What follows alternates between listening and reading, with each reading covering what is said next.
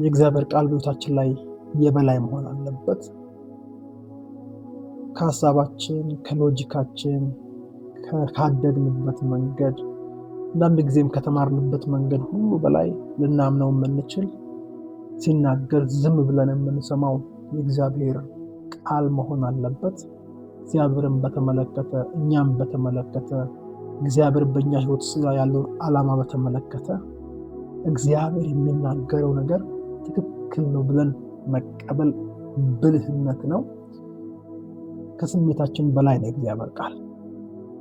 አንድ ጊዜ ጴጥሮስ ትዝ ይላችኋል፣ እረኛው ይመታል በጎች ይበተናሉ ብሎ ጌታ ሲናገር የተናገረው ከብሉይ ኪዳን ከመዝሙር መጽሐፍ ላይ ግን ብድግ አለና ማንም ጥሎ ቢሄድ አልለይም አልበተንም ብሎ ተናገረ። ስለሚወደው የዛን ጊዜ የተሰማውን ስሜት ነው የተናገረው። ኔጌቲቭ አይደለም፣ ግን በስሜቱ የተናገረው ከእግዚአብሔር ቃል የተቃረነ ነገር። በቃ እግዚአብሔር ቃል እረኛው ይመታል በጎች ይበተናል ያለው ቃል መፈጸም አለበት፣ አይፈጸምም ብሎ ለጌታ ያለውን ፍቅር ከስሜቱ ተነስቶ ሲናገር የተጻፈውን ነገር ሲቃወም ጌታ ያልተጻፈ ነገር ተናገረ። ዶሮ ሳይጨው 3 ትክክለኛል ያልጻፈ። በሕይወታችን ላይ እንደ እግዚአብሔር ቃል ያልሆነ ነገር የሚሆንበት ምክንያት የእግዚአብሔር ቃል የሚለውን ነገር በቅንነት ጭምር ፊት ለፊት ኮንፍሮንት ስለምናደርገው ሊሆን ይችላል። ወዳጆቼ እንኳን እግዚአብሔር ለኛ ስላለው ሐሳብ ስለኛ እንኳን ከኛ የተሻለ የእግዚአብሔር ቃል ይናገራል። ስለኛ እናውቃለን ብለን ከምናስበው በላይ ሙሴ አይችልም ሲል ትችላለህ ብሎ 2 ሚሊዮን ሰው ነፃ እንዲያወጣ ያደረገው እግዚአብሔር ነው። ጌዲዮን ማረባ ነኝ ሲል በጉልበቱ ሄዶ ህዝቡን ነፃ እንደሚያወጣ የነገረውና ከጌዲዮን በላይ ስለ ጌዲዮን የሚያውቅ እግዚአብሔር ነው። ዛሬም እኛን እግዚአብሔር ለኛ ያለውን ነገር ስለ ሕይወታችን ከኛ በላይ የሚረዳው እግዚአብሔር ነው። እግዚአብሔር የምንረዳበትና የእሱን ድምፅ የምትሰማበት ደግሞ ዋነኛው መንገድ የእግዚአብሔር ቃል ነው። የእግዚአብሔርን ቃል አምነን በእግዚአብሔር ቃል እውነት ዛሬ ፊልጵስዩስ 3ን ከቁጥር 1 እስከ መጨረሻ ያለው የምናጠናው የምንካፈለው። መጀመሪያ ግን አንድ ቃል አንብቤ በዛው እናልፋለን። ቁጥር 3 ላይ ያለችውን ክብር ለኢየሱስ ይሁን። ከነበሩ ጸሎት ጋር ተስማምተን የምንቀጥለው በኋላ እንጸልያለን። ፊልጵስዩስ ምዕራፍ 3 ቁጥር 3 ላይ እንዲህ ይላል እግዚአብሔር ቃል፣ እኛ አንቺ፣ አንተ፣ እኔ ማለት በጌታ ምንን እኛ በመንፈስ እግዚአብሔርን የምናመልክ በክርስቶስ ኢየሱስም የምንመካ በስጋም የማንታመን እኛ የተገረዝን ነን። ክብር ለኢየሱስ ይሁን። ስለ መገረዝ ታሪክ በብሉይ ኪዳን ታውቃላችሁ። የኪዳን ጉዳይ ነው። በስጋ መገረዝ አይደለም፣ የልብ መገረዝ ግን መገረዝ ነው ብሎ ከእግዚአብሔር ጋር ያለን ህብረት በመገረዝ የሚገለጥበት የእግዚአብሔር እውነት አለ። ጳውሎስ ለፊልጵስዩስ ሰዎች በብዙ አይነት ሁከት ውስጥ ገብቶ ሰዎች ከስሜታቸው ተነስተው ከእግዚአብሔር ቃል ጋር የሚቃረን ነገር በሚናገሩበት ጊዜ ከእነሱ ተጠበቁ፣ እኛ በመንፈስ እግዚአብሔርን የምናመልክ አንደኛ፣ በክርስቶስ ኢየሱስ የምንመካ ሁለተኛ፣ በስጋ የማንታመን ሶስተኛ፣ በእንደዚህ አይነት የምንኖር የተገረዝን ከእግዚአብሔር ጋር ትክክለኛውን ኪዳን ያደረግን ብሎ ይናገራል። ጳውሎስ በፊልጵስዩስ ምዕራፍ 1 እና 2 ላይ ሲመክራቸው ቆየና በቀረው ማድረግ የሚገባቸውን ሲነግራቸው ነው ምዕራፍ 3 የጀመረው። ምዕራፍ 3 ሲጀምር በቀጥታ በቀረውስ ወንድሞች ሆይ ብሎ በጌታ ደስ ይበላችሁ ይላቸዋል። ወንድሞች ሆይ ብሎ ጳውሎስ ሲጽፍ ሁልጊዜ አባቴ ልጆች እያለ አማኞችን አድርገን በጌታ ደስ ይበላችሁ። ስለ አንድ ነገር መልሼ ይጽፍላችሁ እኔን አይታክተኝም፣ ለእናንተም ግን ደህና ነው። ይህንን ነገር ደግሜ ብጽፍ ለእኔ አይታክተኝም፣ በጣም ወሳኝ ነጥብ ነው። አይታክተኝም ባለፈው ብዬ ነበር ይበቃል አልልም። በሕይወታችሁ እስኪፈጸም ሕይወታችሁ አቅጣጫ እስኪሆን በምትራመዱበት መንገድ ሆኖ የሕይወታችሁ አካል እስኪሆን ድረስ ደጋግሜ ብጽፍ አልሰለችም። እናንተ ጋር ብዙ ነገር ላይ መስል ይችላል አላቸውና ከውሾች ተጠበቋል። ትንሽ የሚያስደነግጥ ቃል ነው። መጽሐፍ ቅዱስ ስለሚለው ብቻ ነው የምንናገረው። ከውሾች ተጠበቁ፣ ከክፉዎችም ሰራተኞች ተጠበቁ፣ ከሐሰተኛ መገረዝም ተጠበቁ ብሎ ተጠበቁ ይላል። ብዙ ጊዜ ይህን ቃል የሚጠቅሱ ሰዎች ይሄ ቃል ለማይለው ዓላማ፣ ይሄ ቃል ላልጠቆመው ካቴጎሪ ነው ውሾች፣ ክፉዎች፣ ሐሰተኞች ብለን የምንጠቀም። እግዚአብሔር ቃል ግን ከውሾች ተጠበቁ፣ ከክፉ ሰራተኞች ተጠበቁ ብሎ በተለይ የሚያገናኘው ከሐሰተኛ መገረዝ ተጠበቁ ነው።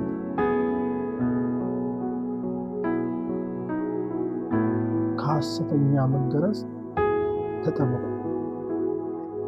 በአጠቃላይ ተጠበቁ የሚልበት ኮንቴክስት በሐሰት የሚያስተምሩትም ከላይም ደግሞ በውሾች ብሎ የጠቀሰው ቃል ስንመለከት ስሙ አይመችም፣ ግን ሲጠቀልለው ከእግዚአብሔር ጋር ባለ ኪዳን መሰረት ከእግዚአብሔር ጋር ያለን ኪዳን ልክ ባልሆነ መንገድ ከሚያስተምሩ ተጠበቁ ነው።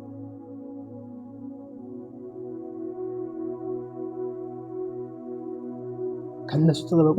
እኛም በተመለከተ ግን ያለውን እውነታ ልንገራችሁ አለ ጳውሎስ።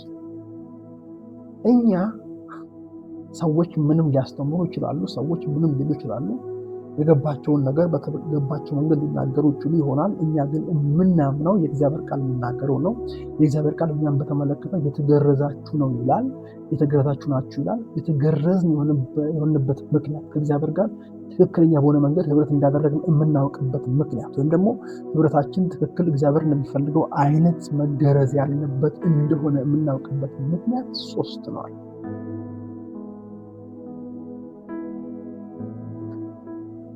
ይሰማችኋል? ድምፄ የማይሰማው ሰው እንዳለ ይነግረኛል። እዚህ ጋር ሰው ተጽፏል። ይሰማል ድምፄ ብለም? እሺ፣ አሁን ጻፍሽውት ወይ ወጥተሽ ብትገቢ በደንብ ሊሰማሽ ይችላል። እሺ። ስለዚህ እኛ ማንም ምንም ያስተምር፣ ማንም በክፉ ሰራተኛነት ይገለጥ፣ ማንም ሐሰተኛ መገረዝን ያስተምር፣ እውነተኛውን መገረዝ ልንገራችሁ አለ ጳውሎስ።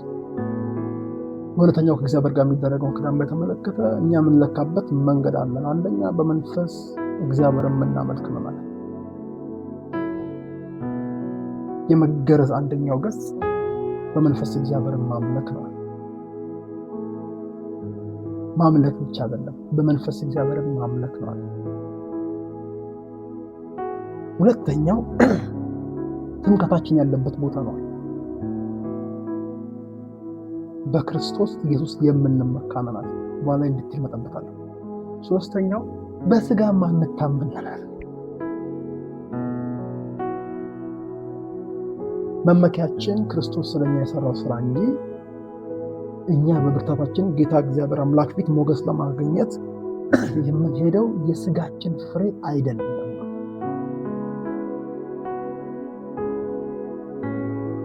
እውነታው ይሄ ነው ብሎ ጀመረ።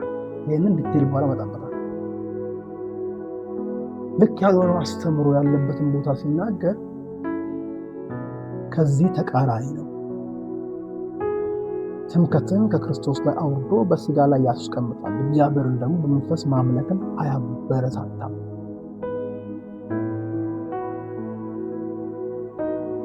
በስጋ መታመን እግዚአብሔር ጋር የሚያደርስ ትክክለኛ መገረዝ ቢሆን እኛን ልክ ከሚሉት በላይ የተሻለ ነገር አለኝ ጳውሎስ ነው። ቁጥር 4 ላይ እኔ ግን አለ በስጋ ደግሞ የምታመንበት አለኝ። በስጋ የማልታመንበት ምክንያት በስጋ ባስብ ልደገፍበት የሚችል በሰዎች ፊት እጅ ሊያስጨበጭብልኝ የሚችል በሃይማኖተኞች ፊት ሰየው የሚያሰኝ የህይወት ዘይቤ ስለሌለኝ አይደለም። ከዛ ላይ ወርጄ በክርስቶስ ተመክቼ እግዚአብሔርን በመንፈስ እያመለኩ በስጋ የማልታመንበት ምክንያት ልታመንበት የሚችል ነገር ስለሌለኝ አይደለም፣ የእግዚአብሔርን ቃል ስለማምን።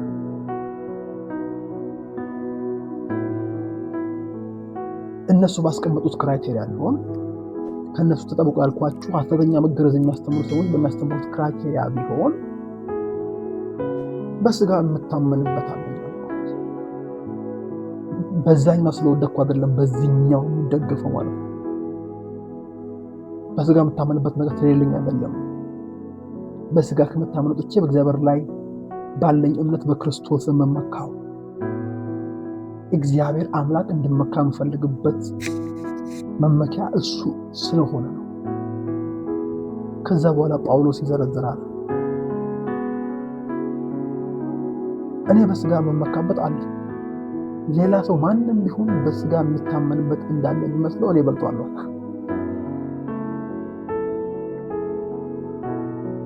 እኔ የምበልጣቸው ሰዎች ናቸው። በዛ ሚዛን ቢሆን ያንን እንደ ጉድፍ ትቼ በክርስቶስ ስመካ የሚተቹ ሰዎች ናቸው። ሐሰተኛ መገረዝ የሚያስተ በእግዚአብሔር ስንመካ የሚያስመካ ነገር ስለሌለን አይደለም። ሰዎች የሚያስመካ ብሎ የሚናገሩት የትኛውም ነገር በእግዚአብሔር ፊት ምንም ስለሆነ እኛ በስጋችን ልናደርግ የምንችለው የትኛውም የጽድቅ ነገር በእግዚአብሔር ፊት በቂ የጽድቅ ህይወት መሆን አይችልም። ጽድቃችን የፈለገ ቤስት ቢሆን በእግዚአብሔር ፊት የመርገም ጨርቅ ነው። የመርገም ጨርቅ ማለት በዛን ጊዜ ካህናት ሰውን ይንቃል፣ ሰው ሴቶችን ይንቃል፣ ሴቶች በመርገም ወይ ደግሞ በወር አበባ ጊዜ ነበረውን አሁን ሞደስ ሊባል ይችላል። እንደዛ አይነት ጨርቅ ማለት እሱን ይንቁታል። የተናቀው የሚነቀው የተናቀ ነገር ነው የኛ ጽድቅ። በእግዚአብሔር ፊት እንኳን ኃጢአታችን እንኳን በደላችን እንኳን ድካማችን ጽድቃችን እንኳን የመርገም ጨርቅ ነው። ሌሎች ያስመካል ብሎ የሚያስቡት ነገር ስለጠፋ ሳይሆን የፈለገ የሚያስመካ ነገራችንን ብንደረድር የእግዚአብሔርን የጽድቅ ፍላጎት ማሳካት ማሟላት አንችልም። እግዚአብሔር መገረዝ የሚለውን መገረዝ፣ ኪዳን የሚለውን ኪዳን፣ ከሱ ጋር ያለ ትክክለኛ ህብረት የሚለውን ህብረት ማድረግ አንችልም በዛ። ስለዚህ እኛ እግዚአብሔርን በመንፈስ ማምለክ ክርስቶስን መመካት በስጋ አለመታመናችን ነው እውነተኛ መገረዝ ብሎ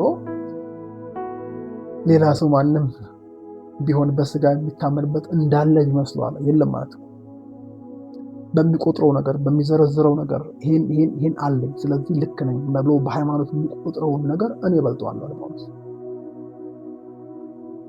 ጳውሎስ ወይ በምንድን ነው የምትበልጠው ካላችሁ አንደኛ ሲጠቅስ በ8ኛው ቀን የተገረዝኩ ይላል። ይሄ ለአብርሃም የተሰጠ ኪዳን በ8ኛው ቀን ከዛ በኋላ ሰዎች እንዲገረዙ የሆነበት በዛም ደግሞ ከኪዳኑ ውስጥ የሚገቡበት የስጋ መገረዝ ነው።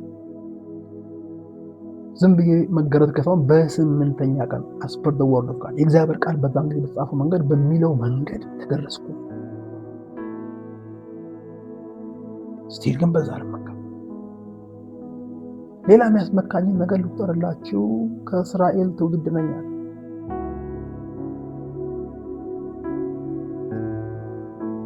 ከዚህ ላችሁ አንድ ጊዜ ጌታ ኢየሱስ ክርስቶስ ዮሐንስ ምዕራፍ 8 ላይ ያችን በመንዘር የተያዘች ሴት አምጥተው ፊቱ ላይ ከጣሉ በኋላ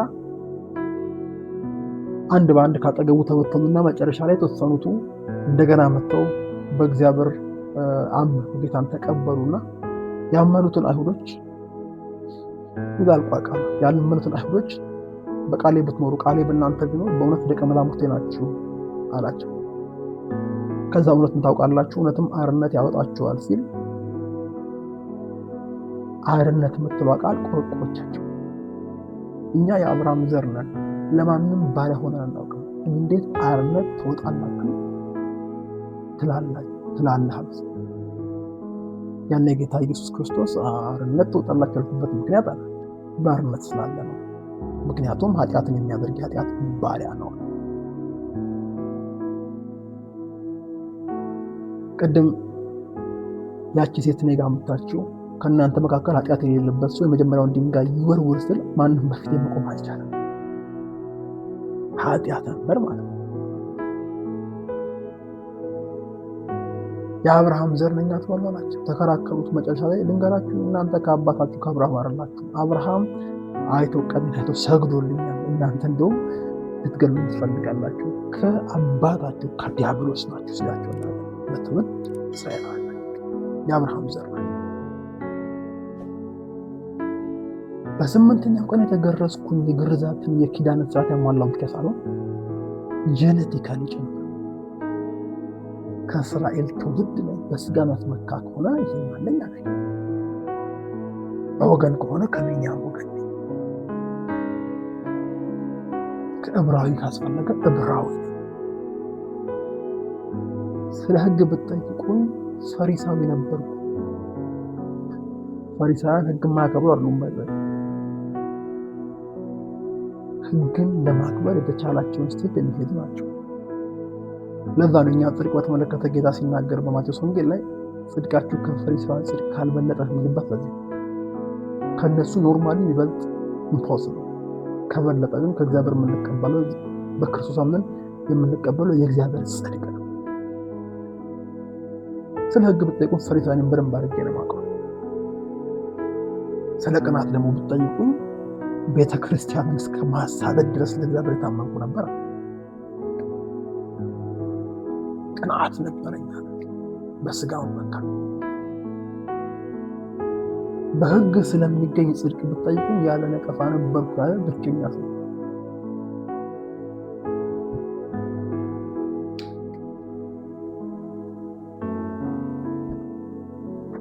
ወዳጆቼ ክርስትናን አቅሎ የሚሰበከ አክብዶ የሚሰበከ ልክ አይደለም።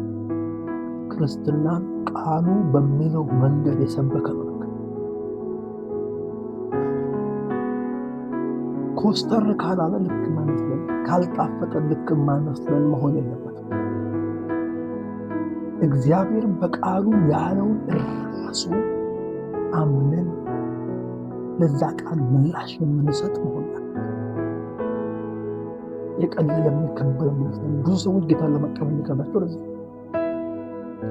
አሁን ጌታን ተቀበልና ትድናለህ ስንላቸው እንዴት እኔ የምለውን ጸሎት ከኔ ጸልያለሁ ብለን ጥቂት ነግረናቸው ስለመዳን ሲባል በቃችሁ ነው ይችላል።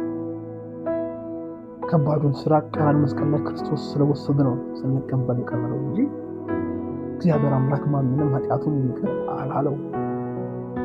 ትችላችኋለሁ አላለም። እውነት ለመናገር መጽሐፍ ቅዱስ ሲናገር ይቅር አይልም፣ ኃጢአትን ሳይቀጣ አያልፍም። ሁላችንም በጌታ ስናምነን ነው ኃጢአታችንን ስለተወ ሳይሆን በእኛ ፋንታ የእኛን ቅጣት በልጁ ላይ ስላኖረ በእርሱ ቁስል እኛ ስለተፈወስን በሞቱ ሕይወት ስላገኘን በወንጌሉ ስለከበርን ነው። እግዚአብሔር አምላክ ኃጢአትን ሳይቀጣ አያልፍም፣ ጻድቅ ፈራጅ ስለሆነ። ግን ጻድቅ ፈራጅ ስለሆነ ሳይቀጣ ስለማያልፍ በእኛ ፋንታ የሚቀጣ የእሱ የጽድቅ ዲማን እንዲያሟላ አንድያ ልጁን መስቀል ላይ ቀጥቶታል። ስለ በደላችን ቆሰለ፣ ስለ መተላለፋችን ደቀቀ፣ የእኛን በደል በሱ ላይ አኖረ።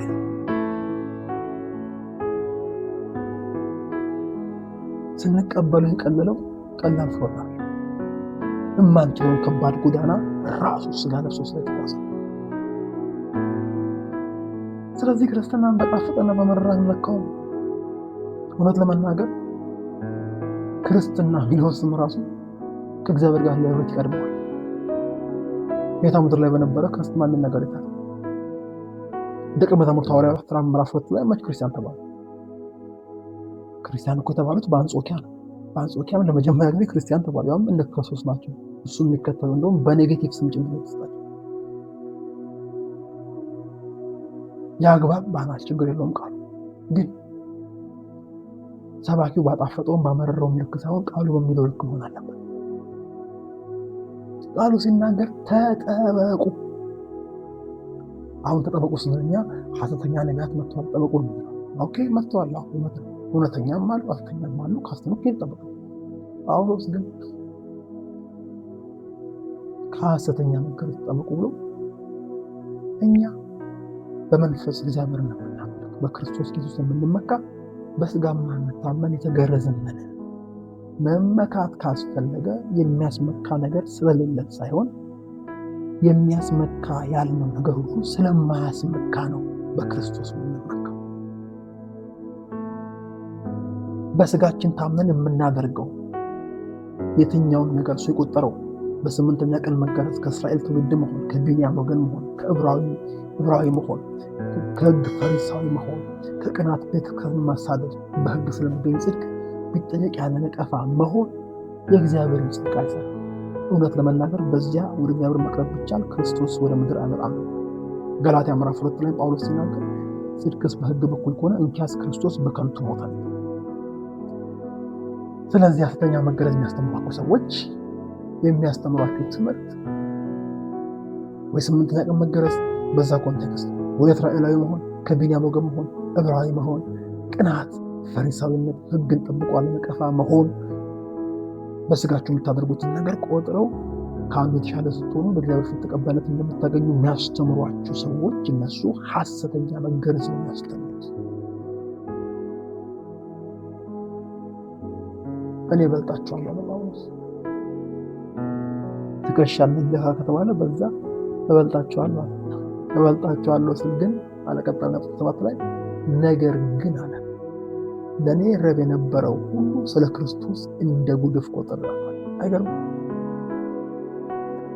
መልካም የነበረው ያስመካል የሚባለው ሰዎች ሲመለከቱት የሚቀኑበት፣ አቤት ሕይወት የሚሉበት፣ አቤት ጭካኔ የሚሉበት፣ አቤት ሕግ መጠበቅ የሚሉበት፣ አቤት የዘር ግንድ የሚሉበት፣ አቤት ብሎ የሚያደንቁት ያ ነገር ሁሉ ስለ ክርስቶስ ግን እንደ ጉድፍ ነው ቆጥረው። ለብዙ ሰዎች ፕሪሺየስ የሚሉት ነገር ስለ ጽድቃቸው ብሎ የሚተውት ክርስቶስ ሊትራሊ ክርስቶስ ትቻለው አሉ የእግዚአብሔር መንግስት እንደሚገቡ የሚያስቡት ጥሩ ሲሆኑ መጥፎ በሆኑ ቁጥር ደግሞ ሲወሉ እንዳሉ ያስባሉ። መቼም መጥፎ ነው እየሰበኩ እንዳልሆነ በደንብ አድርገን ሁላችንም እንረዳለን። መጽሐፍ ግን ክሊር ነው። በዚህ ጉዳይ ወልድ ያለው ሕይወት ያለው ወልድ ያለው ሕይወት የለውም። ካለን የትኛውን የሥጋ ልንመካበት ከምንችል ስፒሪቹዋል ጥንካሬ በላይ በክርስቶስ ኢየሱስ ያለን ሕይወት ይመጣል።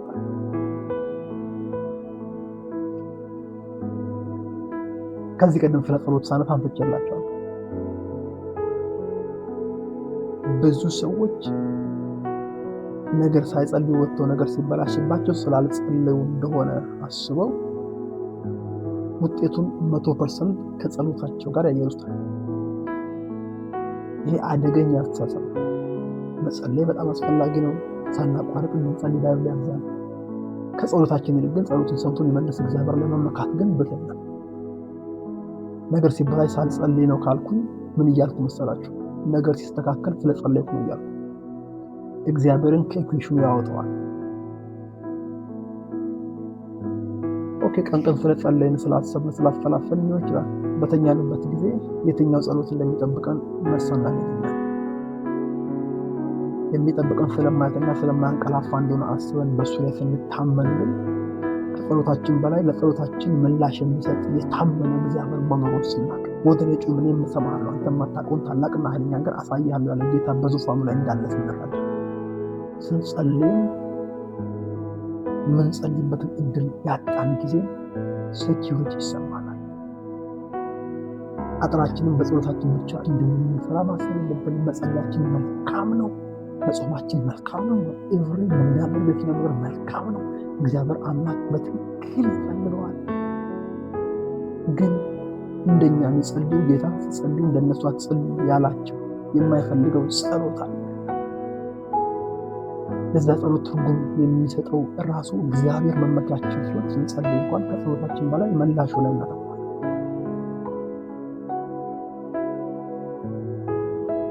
ስለ ጽድቅ ጾታ ስናስብ እኛ ወዳጆቼ ጳውሎስ እንዳለ በመንፈስ እግዚአብሔር የምናመልክ በክርስቶስ ኢየሱስ የምንመካ በሥጋ የማንታመን እኛ ተከረሰ አለኝ የሚለውን ነገር ሁሉ እበልጣቸዋለሁ ብዬ ማስብበትን ነገር ሁሉ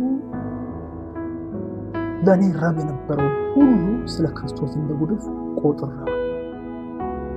አሁን በእውነት ከሁሉ ይልቅ ስለሚበልጥ ስለ ክርስቶስ ኢየሱስ ስለ ጌታዬ እውቀት ነገር ሁሉ ጉዳት እንደሆነ እቆጥራለሁ። ስለ እርሱ ሁሉም ተጎዳሁ፣ ክርስቶስን አገኝ ዘንድ በክርስቶስ በማመን ያለውን ጽድቅ ማለትም በእምነት ከእግዚአብሔር ዘንድ ያለውን ጽድቅ እንጂ በሕግ ለእኔ ያለውን ጽድቅ ሳይሆንልኝ በእርሱ እገኝ ዘንድ ሁሉ እንደ ጉድፍ እቆጥራለሁ።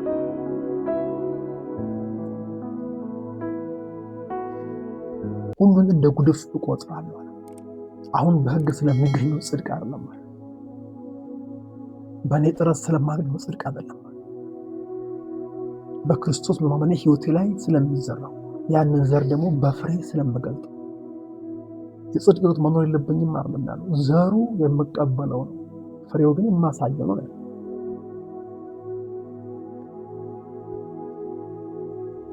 ከምናስብበት ሀብት ተነስተን መጨነቅም ሰው ማስጨነቅም የለብን።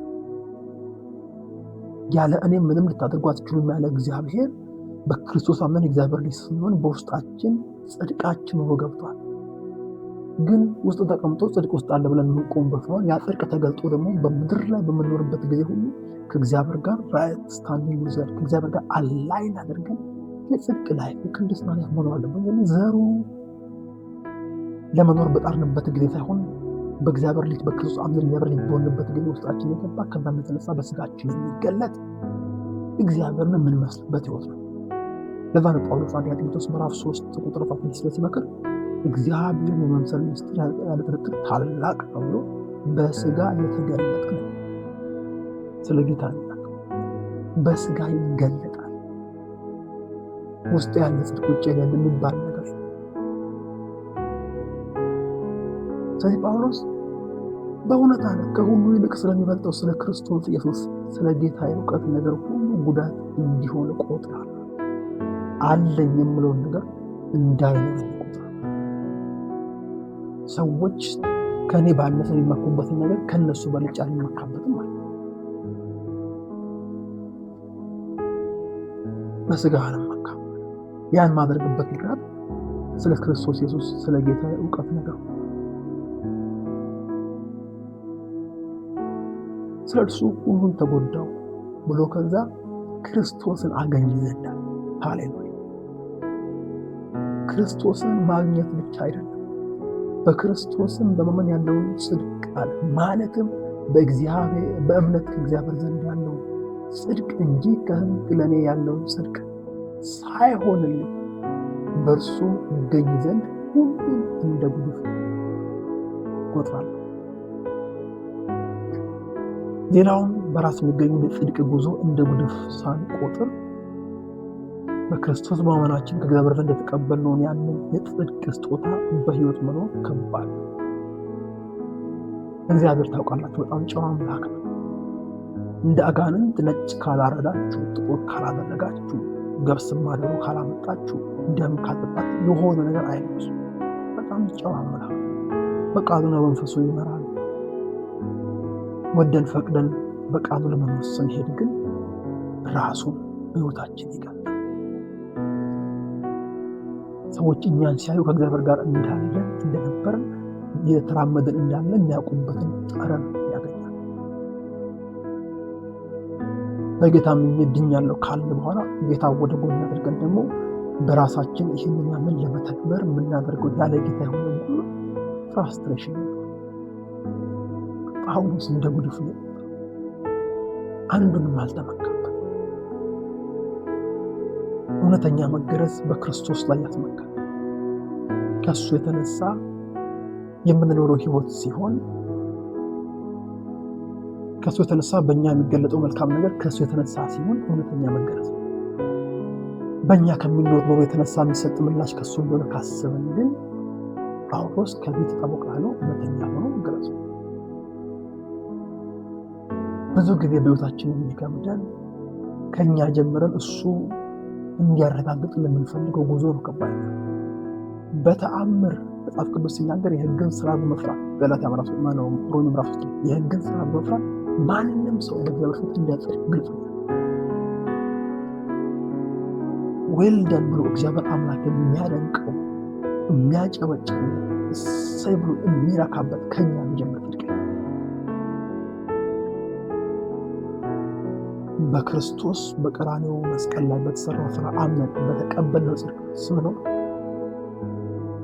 ያ ጽድቅ እግዚአብሔር ጽድቅ በኢየሱስ ክርስቶስ በሆነ የሚገኝ እግዚአብሔር ጽድቅ ነው ተብሎ ሮሜ 3:22 ጀምሮ እንደጻፈው የእግዚአብሔርን የጽድቅ ጥያቄ ያሟላል። የምናደርጋቸው ነገሮች እንኳን በውስጣችን ካለው ከእግዚአብሔር ጽድቅ የተነሳ ሲሆን ማቀል ደካማ ሆነን በእግዚአብሔር ስንቀርብ መጽሐፍ ቅዱስ ሲናገር ደካማው ብርቱ ነኝ ይላል። ያ ማለት ደካማው ካለ በፊት ደካማ እንደሆነ በግልጽ አምኗል እግዚአብሔር።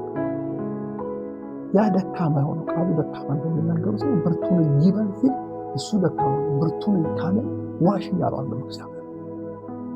ከድካማችን በላይ የሚበረታ የእግዚአብሔር ብርታት በውስጣችን እንዳለ ማየት ስንጀምር የመጽሐፍ ቅዱስ ላይ ያለው ወድቆ እያለ እንኳን በጠላት ላይ የሚፎክረው ሰው ደስ ይለኛል። ጠላቴ ሆይ በወድቅ እነሳለሁ። በጨለማ ብሄድ እግዚአብሔር ብርሃን ይሆንልኛል አለ። ወድቋል ግን እንደሚነሳ፣ በጨለማ እየኖረ ግን እግዚአብሔር ብርሃን እንደሚሆን መለስ ብንመለከት ቤታችን ላይ እኛ ባደረግነው ነገር ነገራችን ይቀየራል ብለን ባሰብነው ልክ በተለይ ከእግዚአብሔር ጸጋ ሳንነሳ በእግዚአብሔር ጸጋ ላይ ሳንታመን በሆነ መንገድ እግዚአብሔር እንደተሰኝተን ከዛ የተነሳ እግዚአብሔር አምላክ የሆነ ነገር ያደርጋል ብለን ባሰበናቸው ጊዜዎች ኦልሞስት ሁሉ አንገት ደፍተን የተመለስ ነው። እግዚአብሔርና በራሳችን መንገድ ደስ ማሰኘት አንችልም። ሲጀመር መጽሐፍ ቅዱስ ከተጀመረበት ጊዜ ጀምሮ እስከ አዲስ ኪዳን ድረስ አንድም ቦታ ላይ እግዚአብሔር አምላክ በሱ ደስ የሚለኝ የምወደው ልጅ ያለ ሰው የለም።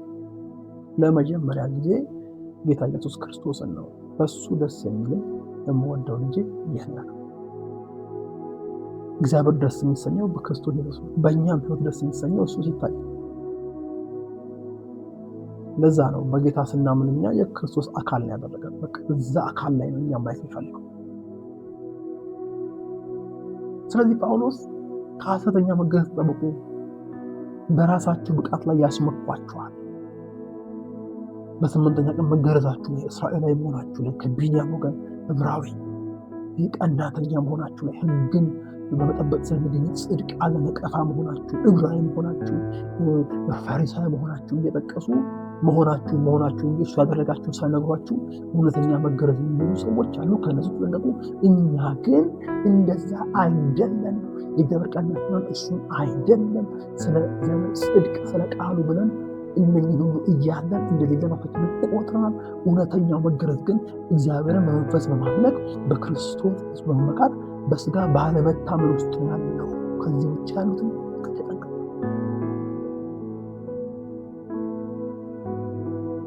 ወዳጆቼ ክርስቶስ ኢየሱስ እኛ በሱ ሆነን የእግዚአብሔር ጽድቅ እንደሆነ እሱ ስለኛ ኃጢአት ሆኗል። ያ ማለት የተለዋወጥነው ነገር አለ።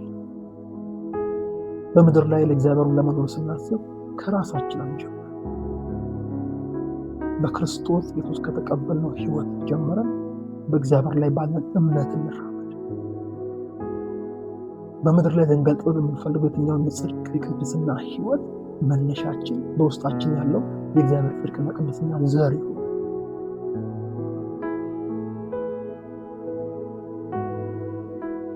አለ ክርስቶስ ምንም ማድረግ አንችልም። አለ ክርስቶስ ማለት እሱ በሰራልን ስራ ሳንታመን ከዛ ሳንነሳ የምንሄደው እርምጃ ሁሉ አንገት አስደፍቶ ይመልሳል።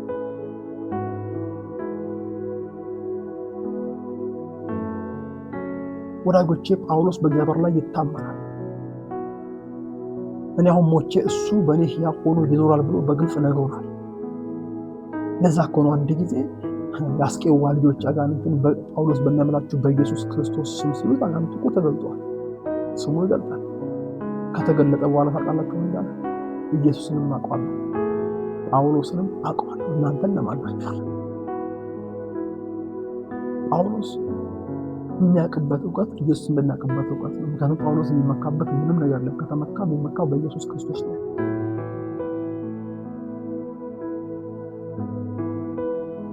ስሜታችን ያለን እውቀታችንን አንዳንድ ጊዜ ደግሞ ሎጂካችን ያለን ነገር ዋነኛ መሆን የለበትም።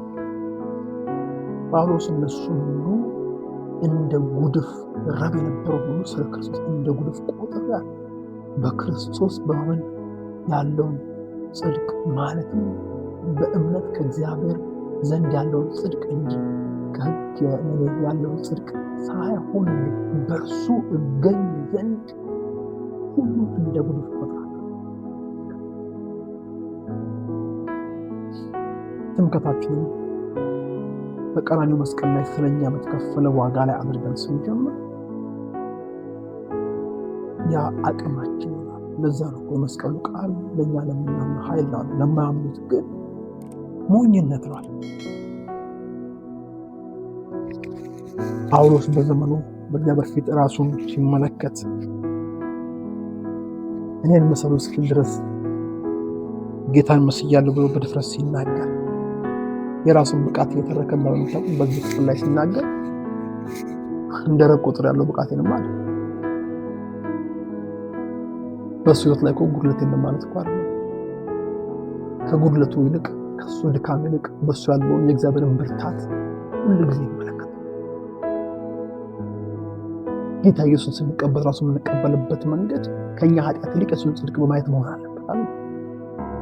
ለመጀመሪያ ጊዜ እኮ ለኒቆዲሞስ ሲመሰክርለት ሙሴ በምድረ በዳ እባብ እንደሰቀለ በሱ የሚያምን ሁሉ የዘላለም ሕይወት እንዲያገኝ እንጂ እንዳይጠፋ የሰው ልጅ ሊሰቀል ይገባዋል ያለ ኤግዛክትሊ ሙሴ በብሉይ ኪዳን የናስ እባብ ሰርቶ በሰቀለ ጊዜ ያደረገውን አይነት ነው እኔም መቀበላል። ምንድነው ሙሴ ያደረገው ካለ ሰው በእባብ ተነደፈ፣ እያበጠ ተነደፈበት ቦታ መሞት ጀመረ። ወደ እግዚአብሔር ምን አሉት? ወደ እግዚአብሔር መጮህ ጀመረ። እግዚአብሔር በዓላማ ላይ የናስ እባብ ሰርተህ ስቀል አለው። ከዛ በኋላ የተሰቀለውን የናስ እባብ የሚመለከት ከተነደፈበት ያ እባብ መርዝ ነፃ ይወጣል። ያ ማለት ቁስሉን ሳይሆን መስቀሉን ይመለከታል። ቁስሉን የሚያይ ሰው ይሞታል። መስቀሉን የሚመለከት ሰው ደግሞ ወይ ደግሞ የተሰቀለውን እባብ የሚመለከት ሰው ከተነደፈበት እባብ መርዝ ይድናል። መንካት የለም፣ መዳሰስ የለም፣ የሆነ ቁስሉ ላይ የሚመስለት ምንም የለም። ቁስሉን ሳይሆን ቁስሉን በተመለከተ እግዚአብሔር ያስቀመጠውን መፍትሄ ይመለከታል።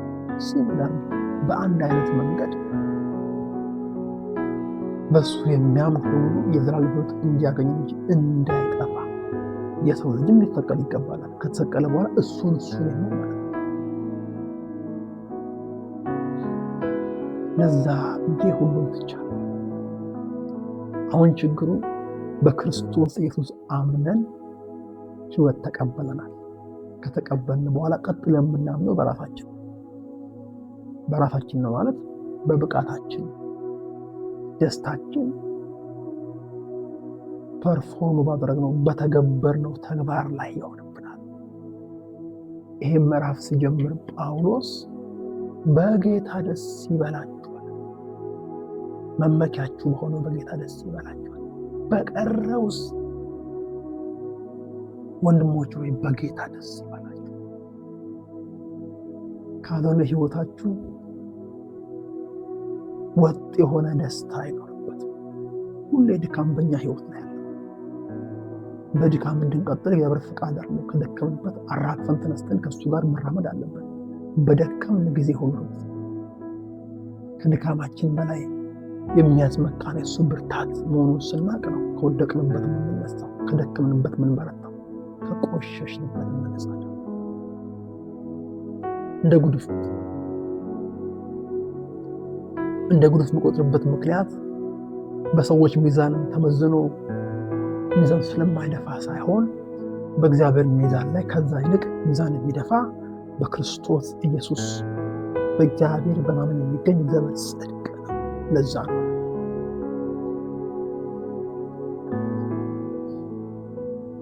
እንደውም እርሱንና የትንሣኤውን ኃይል እንዳውቅ በመከራውም እንድካፈል ወደ ሙታን ትንሣኤ ልደርስ ቢሆንልኛል በሞቱ እንድመስለው ይመኛል።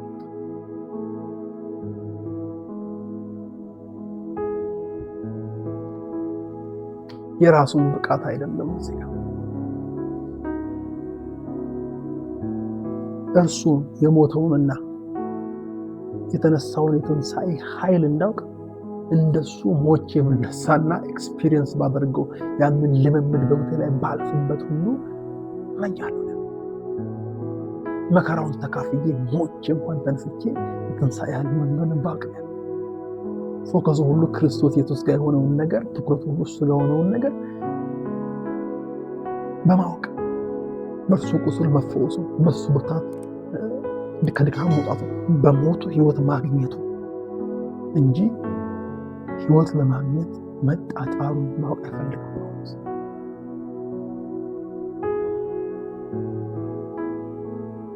ይሄ ማለት አለ እንከን አልባ ነኝ ማለት ግን አይደለም ማለት አይደለም ማለት ቁጥር 12 ላይ አሁን እንዳገኘው ወይም አሁን ፍጹም እንደሆንኩም አይደለም ማለት ነገር ግን ስለርሱ በክርስቶስ የተያዝኩበትን ያንን ደግሞ እይዛለሁ ብዬ እፈጥራለሁ። የኔ ትኩረት ትናንትን ከዛሬ ጋር አወዳድሬ የተሻለ ጳውሎስ አይደለም ማየት እፈልጋለሁ። ከጳውሎስ የተሻለው ጳውሎስ አሁንም ጳውሎስ ነው። የጳውሎስ ጽድቅ ለምን በእግዚአብሔር ፊት ተቀባይነት የሚያገኝ አይደለም፣ የመርገም ጨርቅ። ጳውሎስ በእግዚአብሔር ፊት ተቀባይነት ማግኘት የሚፈልግ ከሆነ በእግዚአብሔር ፊት ተቀባይነት ያገኛል። በእሱ ደስ የሚለኝ የምወደው ልጅ እሱ ነው የተባለለት ብቸኛው በሰዎችና በእግዚአብሔር መካከል ሆኖ የሰዎችን ዕዳ ከፍሎ ሰዎችን ከእግዚአብሔር ጋር አስታረቀ ጌታ ኢየሱስ ክርስቶስ ነው። በእሱ ነው የምመካው። ያንን ለማወቅ መሞት ካስፈለገ ሞቼ የትንሣኤውን ኃይል ብረዳ ሁሉ የሚቆጭ አይደለም የሚደረግ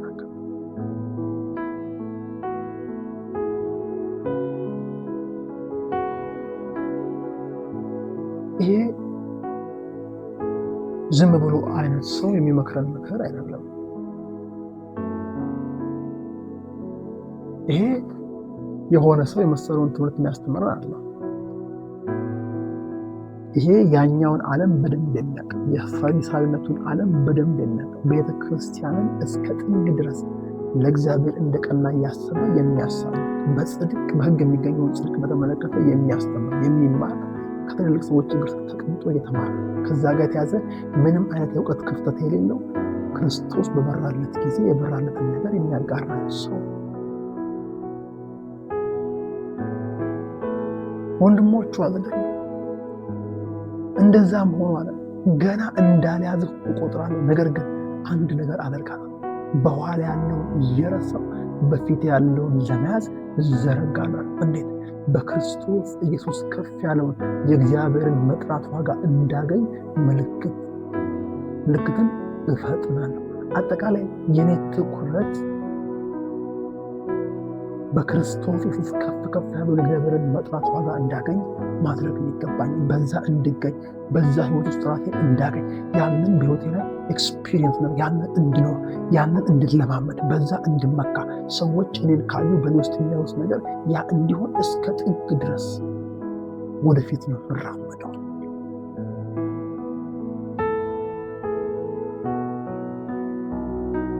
ከተው እንግዲህ ፍጹማን የሆነ ሁላችን ምን እናስብ? በአንዳች ነገር ልዩ ሀሳብ ቢኖራችሁ እግዚአብሔር ደግሞ ይግለጥላችሁ። ያ ማለት ግን አለ ከኔ ያነሰ መመካት አለው ብዬ ማስበው ሰውም ራሱን የሚወቅስበት አይደለም። ማንም በደረሰበት ይመላለሳል። ጳውሎስ የደረሰበት ቦታ ለምን አልደረስክም ብሎ ይከስማል። ግን ከደረስኩበት ተነስቼ ስናገር እውነተኛው መገረዝ ይሄ ነው ያልነዋል። ከእግዚአብሔር ጋር ለህብረት በጣም የሚገርመው እግዚአብሔር ያለንበትን መንፈሳዊ ደረጃ እንዲረዳ ዛሬ ጌታን ተቀብለን ዛሬ ገብቶ ከጌታ ጋር በጣም ስር በሰደደ ህብረት ለ15 ዓመት የቆየ ሰው ለጌታ ቢሰጠው ምላሽ እግዚአብሔር አምላክ ኤክስፔክት ያደርጋል አይጠብቅ። ከክብር ወደ ክብር አሻግራለሁ ካለ በቃ ክብር አለ፣ ሌላ ክብር አለ። እየተሻገርን የምንሄድበት ህይወት ነው ክርስቲያን። ያልደረስንበት ስፍራ ያደረሱ ሰዎችን አይተን የምንወቀስበት ሳይሆን እነሱንም እኛንም አንድ ያደረገ በቀራንዮ መስቀል ላይ ዋጋችንን ከፍሎ ዋጋችንን እኩል አድርጎ የእግዚአብሔር ልጆች ያደረገንን የክርስቶስ ኢየሱስ መስቀል ላይ ስራ አይተን በዛ የምንመካ ከዚያ በኋላ ደግሞ ለማደግ ህይወታችንን በእግዚአብሔር ቃልና መንፈስ ፊት የምናኖር እስከዛ ድረስ ግን በደረስንበት የምንመላለስ ከሌሎች ጋር ራሳችንን የምናወዳደርበት ሳይሆን ራሳችንን በክርስቶስ ተለውጦ በእግዚአብሔር ፊት ከታየው ማንነት ጋር ኮምፔር አድርገን አወዳድረን ሞት ነበርኩ ሕያው ሆኛለሁ የምንልበት ነው። ልክ ዮሐንስ ወንጌል ላይ ምዕራፍ 9 ላይ እንዳለው ከእናቱ ማኅፀን ጀምሮ ዓይነ ስውር እንደነበረው ሰው ይሄ ሰው ኃጢአተኛ እንደሆነ እናውቃለን ሲሉት እኔ እሱን አላውቅም አላቸው። እኔ አንድ ነገር አውቃለሁ፣ እውር እንደነበርኩ አሁን እንደማያለ። ወዳጆቼ እኛም አንድ ነገር እናውቃለን፣ ሙት እንደነበርን በክርስቶስ ሕይወት እንዳገኘ፣ በጨለማ እንደነበርን በክርስቶስ ወደሚደነቅ ብርሃን እንደመጣን፣ በኃጢአት እንደነበርን በክርስቶስ ጽድቅ እንደሆነ፣ በጨለማ አጋፈር እንደነበርን ወደ ፍቅሩ መንግስት እንደፈለስን ይሄን ሌላ ማናውቀው ብዙ ሊኖር ይችላል፣ ግን የምናውቀው የሆነ ሽግግር በሕይወታችን ላይ ሆኗል። ያንን ሽግግር የተሻገርን እኛ የሚከብደን ነገር፣ የሚጫነን ነገር፣ ማለት ያቃተን ነገር ሊኖር ይችላል። የሆነ ሰው ያንን አልፎት ሊሆን ይችላል። እሱ አልፏት እኔ አላለፍኩም ብለን ራሳችን የምንከስበት ሕይወት አይደለም። ማንም በደረሰበት ይመላለስ። በደረስንበት መመላለስ በደረስ ከደረስንበት ወደሚቀጥለው ለማለፍ መዘርጋት ግን ያስፈልጋል። ጳውሎስ ከዛ በኋላ ወንድሞቹ እኔን የምትመስሉ ነው አለ። እኛም እንደ ምሳሌ እንደምንሆንላቸው እንዲሁ የሚመስሉትን የሚመላለሱትን ተመልከቱ ብሎ የእነ ጳውሎስን ሕይወት ተመልክተው ወደፊት እንዲሄዱ በትክክል በዚህ መንገድ የሚሄዱ ሰዎች የእግዚአብሔርን ጽድቅ መግለጥ የሚችሉበት ሕይወት እንደሚያገኙ ሕያው ምስክሮች እኛ እንደሆነ ተመለከቱ ነው።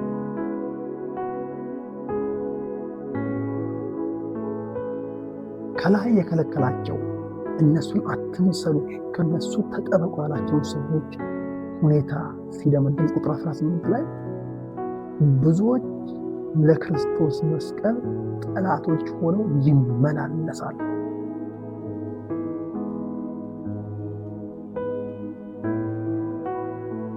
ይመላለሳሉ። ጠላትነታቸው በራስ ከሚደረግ የጽድቅ ጉዞ ጋር አለ። ጠላትነታቸው ለክርስቶስ መስቀል ነው። ጠላቶች ይሆኑታል። ብዙ ጊዜ ስለነሱ አልኳቸው፣ አሁንም እንኳን እያለቀሱ ብላል። ማረም የፈለገው እይታ ሰዎች መመካት ካለባቸው በእግዚአብሔር ሊመኩ በእግዚአብሔር ካላቸው ትምክህት ተነስተው በእግዚአብሔር ፊት ተቀባይነት ያለውን ሕይወት በክርስቶስ ኢየሱስ አምነው በተቀበሉት ሕይወትና እሱን ተከትሎ በሕይወታቸው መንፈስ ጸጋ ለመንፈስ ቅዱስ ኃይልና ክብር ለእግዚአብሔር መኖር ይችላል። ሲጀመር በእግዚአብሔር ፊት ስናምን የሆነውን ሲናገር ኤፌሶን ምዕራፍ 2 ቁጥር 10 ላይ እግዚአብሔር አስቀድሞ ያዘጋጀው መልካሙን ስራ ለመስራት በክርስቶስ ተፈጠሩ ስለሚል እኛ የተፈጠርነው ዳግም የተወለድነው የእግዚአብሔርን መልካም ስራ አስቀድሞ ያዘጋጀው መልካም ስራ ለማድረግ ነው። እኛን የሚያይ የእግዚአብሔርን ጽድቅ ማየት አለበት። እውነተኞች መሆን አለበት። ጨዋዎች መሆን አለበት። ቅኖች መሆን አለበት። በሕይወታችን የሚጎል ካለ በክርስቶስ እንደሚታጠበን ወደፊት መለወጥ አለበት። እያደግን ያለ አንድ ቀን ክርስቶስን ፊት ለፊት ስናየው እሱን እንደምንመስል የምናውቅበት ጊዜ ይመጣል። እስከዛ ግን ከክብር ወደ ክብር የተቀየርን እንሄዳለን። ስለዚህ የክርስቶስ መስቀል ጠላትነት አላማኝነት አይደለም። አማኝ ሆኖ በክርስቶስ መስቀል ላይ ስራ ከሚገኝ ነገር በላይ ሰዎች በራሳቸው ያቆሙትን ጽድቅ ፕሮሞት የሚያደርግ እሱን ከፍ ከፍ የሚያደርግ እሱን ዋነኛ አድርጎ ሰዎች ላይ ቀንበር የሚጭን ነው። ይህንን እያለቀስኩ ነው የሚናገረው። የእግዚአብሔርን ቃል ጥለው የሚናገሩት ነገር መጨረሻውን በተመለከተ ሲናገር መጨረሻቸው ጥፋት ነው። ምክንያቱም ወዳቸው አምላካቸው፣ ክብራቸው በኖሯቸው ሀሳባቸው ምድራዊ ነው፣ ስጋዊ ነው። እኛ ግን ሀገራችን በሰማይ ነውና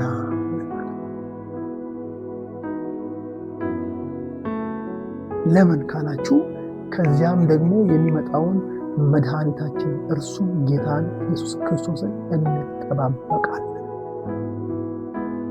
እርሱም ሁሉም እንኳን ለራሱ ሊያስገዛ እንደሚችል በታሰረ ክቡር ስጋውን እንመስል የተዋረደውን ስጋችንን ይለውጣል ብሎ ለስጋችን ጭምር የምንታመነው የእሱ መምጣት አለ። ያኔ ስጋችን ሪደምሽን መዋየትን ያገኛል። አሁንም ወደፊት እውነተኛ መገለጣችን እንድናተኩር እናደርገን በእግዚአብሔር ዘንድ ያለ በክርስቶስ ስናም ስጦታ ሆኖ ወደኛ በመጣ በእግዚአብሔር ጽድቅ ላይ ነው። አጠቃላይ እኚህን ሰዎች በተመለከተ ይህኛውን ካቴጎሪ በተመለከተ ለመምከር ነው ጳውሎስ ጻፈ። ወደ ተነሳንበት ስንመለስ ቁጥር 3 ላይ ፊልጵስዩስ 3:3 ላይ ከውሾች ከክፉ ሰራተኞች ከሐሰተኛ ተጠብቁ ካለ በኋላ ሐሰተኛ መገረዝ ተጠብቁ ካለ በኋላ ሶስት ነገር ነው። እሱን ዲቴል ሄጄበት እሱን ሰፋ አድርጌ ሄጄበት በዛው ጨርሳለሁ።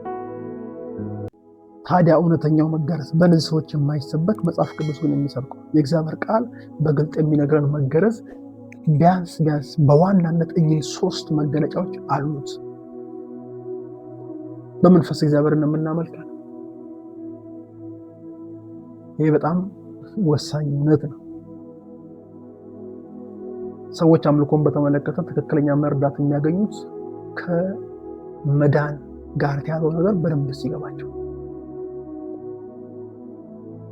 የመዳን እውነት ከመዳን ጋር የሚያዙ ክርስቶስ የመስቀል ላይ ስራ እንዴት አድርገን የእግዚአብሔርን ጽድቅ እንደወሰደን ሰዎች ካልተረዱ በዛው ልክ ነው እግዚአብሔርን የሚያመልኩት። ይህንን የምለው ዝም ብዬ ከራሴ አይደለም። የእግዚአብሔር ቃል በዮሐንስ ምዕራፍ 4 ላይ ያለችው ያችን ሴት የዮሐንስ ወንጌል ምዕራፍ 4 ላይ ያለችው ያችን ሳምራዊት ሴት ውሃ ዳር እንዴት እንዳገኛት እናውቃለን። ውሃ ጠጭኝ ሲላት ከያዕቆብ ጋር እንዴት እንዳወዳደረችው እናውቃለን። ማንነቱን ባልተረዳች ጊዜ ውሃ ጠምቶት ነበር፣ ግን ውሃውን ተወው፣ ቢቀር ውሃው ይቀራል አይነት ሐሳብ ልትናገር ውሃ ጠጭኝ የሚልሽ ማን እንደሆነ ብታውቂ አላት። አንቺ ራስሽ ስለምን ነበር አላት። እሱም ደግሞ ይሰጥሻል፣ ያ ውሃ ደግሞ አንዴ ከጠጣሽ ለዘላለም አትጠሚበትም ሲላት እሱን ዋስጠኝ ስትለው ባልሽን ጥያላት። ባልልኝ ማለት ታሪኩ ስለምታውቁት ነው። ባልማ ነበረሽ፣ አንድ አይደለም አምስት ነበረሽ፣ አሁን ካንቺ ጋር ያለው ባልሽ አይደለም፣ ስለዚህ እውነት ተናገርሽ አላት። ብቻ ነብይ እንደሆነ ካሉ አለች። ነብይ መሆኑን ስታውቅ ስለ አምልኮ ጠየቀችውና ጥያቄው ምን ነበረ? በተለይ ቁጥር 19 ላይ ጌታ ሆይ አንተ ነብይ እንደሆንክ አለው አለችና አባቶቻችን በዚህ ተራራ ሰገዱ፣ እናንተም ሰው ሊሰግድበት የሚገባው ስፍራ በኢየሩሳሌም ነው ትላላችሁ አለችው። የትኛው ትክክል ስላምልኮ አለችው። ይህ ሴት አምልኮን በተመለከተ የሚከነክናት በገሪዛን ተራራ መሆኑና በኢየሩሳሌም መሆኑ እንጂ እግዚአብሔር ስለ አምልኮ ሲያስብ ከሰዎች የሚጠብቀው ነገር ክሊርሊ አልገባትም ነበር። ያኔ ኢየሱስ እንዲህ አላት፣ አንቺ ሴት እመኚ፣ በዚህ ተራራ ወይም በኢየሩሳሌም ለአብ የማትሰግዱበት ጊዜ ይመጣል አላትና እናንተ ለማታውቁት ትሰግዳላችሁ አላት። ለካ ሰው እውነተኛውን አምላክ ለእውነተኛው አምላክ የሰገደ ግን ያን አምላክ ላይ ያቀጭታል። እቺ ሴት ጥያቄዋ የሚሰግዱለትን አምላክ በተመለከተ ነው። የሚሰግዱለት አምላክ እንዴት እንደሚሰገድለት የት እንደሚሰገድለት ነበር ጥያቄ። ስለዚህ እናንተ እውነት ነው ትሰግዳላችሁ፣ እውነት ነው ታመልካላችሁ። ስታመልኩ ችግሩ ለማታውቁት አምላክ ነው ትሰግዱታላችሁ። እኛ አለቀጥሎችን በደንብ ስሙ። እኛ መዳን ከአይሁድ ነውና አያችሁ፣ የመዳንነት ሰው አወጣ። መዳን ከአይሁድ ነውና ለምናቀው እንሰግዳለን። መዳን እግዚአብሔርን አውቆ ለመስገድ መግቢያ በር ነው። ምክንያቱም አንድ ጌታ ኢየሱስ እንደዚህ ብሏል፣ ከአብ በቀር ወልድን የሚያውቅ የለም ማለት። ከወልድና ወልድ ሊገለጥለት ከሚወልድ በቀር አብን የሚያውቅ የለም ማለት። የወልድ መገለጥ ነው አብን ያሳውቃል። መዳን የሚያደርገው የወልድ መገለጥን በሕይወታችን ላይ አመጣ አብን እንድናቅ ማድረግ ነው። እናንተ አሁን በጣም የሚከነክናችሁ ገሪዛን ተራራ ነው ወይስ ኢየሩሳሌም የሚሰገደው የሚለው የሚከነክናችሁ፣ ግን እውነት ለመናገር በዛ ውስጥ ልትሰግዱለት የምትፈልጉትን አምላክ አታውቁትም ማለት ነው። እናንተ ለማታውቁት ትሰግዳላችሁ። እኛ አለ መዳን ከአይሁድ ነውና መዳን የሚለው ኮንሰፕት ነው። የሐሳብ አለ ለምናውቀው እንሰግዳለን። ከዛ በኋላ ዋና ነገሩን ሲነግራት ስለምናውቀው ነው ትክክለኛ ስግደት የምንሰግደው። ስናውቀው ግን እሱ እውነተኛ የሰማይና ምድር ፈጣሪ ነው ብለን ብቻ አይደለም የምናውቀው። እሱ የሚፈልገውን የስግደትና የአምልኮ አይነት እናውቃለን። መዳን ከአይሁድ ነውና ለምናውቀው ነው የምንሰግደው ካለ በኋላ ነገር ግን በእውነት የሚሰግዱ ለአብ በመንፈስና በእውነት የሚሰግዱበት ጊዜ አሁን ሆኗል። ይመጣል፣ አሁንም ሆኗል። አብ ሊሰግዱለት እንደዚህ ያሉትን ይፈልጋል። ጉዳዩ በመንፈስ የማምለክ ጉዳይ ነው። እዚህ ጋር መንፈስ የሚለው መንፈስ ቅዱስን አይደለም። መንፈስ ቅዱስን በተመለከተ መጽሐፍ ቅዱስ ሲጽፍ ኤስን ካፒታል አድርጎ ነው የሰው መንፈስ። አምልኳችን የእግዚአብሔር መንፈስ በመንፈሳችን ላይ ከሚያመጣው ለውጥ የተነሳ መንፈሳችን ለእግዚአብሔር መንፈስ የሚሰጠው ምላሽ ነው አምልኮ። ምክንያቱም ሲናገር እግዚአብሔር መንፈስ ነው። አሁን መገረዛችንን መንፈስ የሆነውን እግዚአብሔር የምናመልክበት አንዱ መገለጫ ነው ያለው። ቅድም ባልኩት እግዚአብሔር መንፈስ ነው። የሚሰግዱለትን መንፈስና በእውነት ሊሰግዱለት ያስፈልጋቸዋል። ይሄኛው ከባድ ሚስጥር መሆኑን ስትረዳ ሴቲቱም ክርስቶስ የሚባል መሲህ እንዲመጣ አውቃለሁ፣ እሱ ሲመጣ ሁሉ ይነግረናል አለች። ኢየሱስም የምነግርሽ እኔ እሱ ነኝ። እግዚአብሔር መንፈስ ነው፣ የሚያመልኩትም በእውነትና በመንፈስ እንደሚያመልኩት እሱን ማወቅ ለአምልኮ ወሳኝ እንደሆነ፣ እሱን የማወቅ በር ደግሞ መዳን እንደሆነ የነገረን ጌታ ኢየሱስ ክርስቶስ ነው። በጌታ አምነን እግዚአብሔር ሁላችን ድነን ከሆነ ኦልሞስት ሁላችንም እንደዛ እንደሆነ አይ ቲንክ አምናለሁ። የጌታ ኢየሱስ ክርስቶስ መስቀል ላይ ስራ አምነን እግዚአብሔር ልጅ ሆነናል። የእግዚአብሔር ልጆች ከሆነ መዳን የሚለው ሐሳብ እግዚአብሔርን ለማወቅ ክርስቶስ ተገልጦልናል። ከዚያ በኋላ አብን እናውቃለን። የምናውቅበት እውቀት ግን እሱ ይሄ ነው ብለን ሁለንተናው መግለጽ ሳይሆን የሚፈልገውን የአምልኮ አይነት እናውቃለን። በመንፈስና በእውነት የሆነ እውነት የሚለው እግዚአብሔር ቃል ነው። እውነት ክርስቶስ ነው። ቃሉ እውነት ነው ብሎ ይናገራል። በቃሉና በክርስቶስ መስመር ውስጥ ሆነ ከዛ ባገኘው የሆነው ብርሃን በኩል ለእግዚአብሔር ከመንፈሳችን መጥቶ አምልኮ ነው ማለት ነው። ለዛ ነው ጳውሎስ ሲናገር እኛ በመንፈስ እግዚአብሔርን እናመልካለን። የመገረዝ አንደኛው መገለጫ እግዚአብሔርን በመንፈስ ማምለክ። የመንፈስ አምልኳችንን ተከትሎ ነፍሳችንና ስጋችን ምላሽ አይሰጥም ማለት አይደለም። ከመንፈስ ሲሆን ግን አንዳንድ ጊዜ ሰዎች ፊት ግራ የሚያጋባ አይነት አምልኮ ልናመልክ የምንችልበት አጋጣሚ አለ። ፈጣን መዝሙር ሊያዘምለን፣ ለፍለፍ ያለ መዝሙር ሊያስለቅሰን ብቻ አይደለም ይችላል። ደሙን ለኔ ያፈሰሰ አዳነኝ የሚለው ቀስ የሚለው የፓስተር አዲሱ ወርቁ መዝሙር ድኛለሁ ብለን ተደንቀን እንድንዘል ያደርግ ይችላል። ከመንፈስ ታይቶልናል ከፍታ የሚለው የቴዲ መዝሙር ለኔ ታየ እንዲህ ብለን ሀምብል አድርጎ ሊያስለቅሰን ይችላል።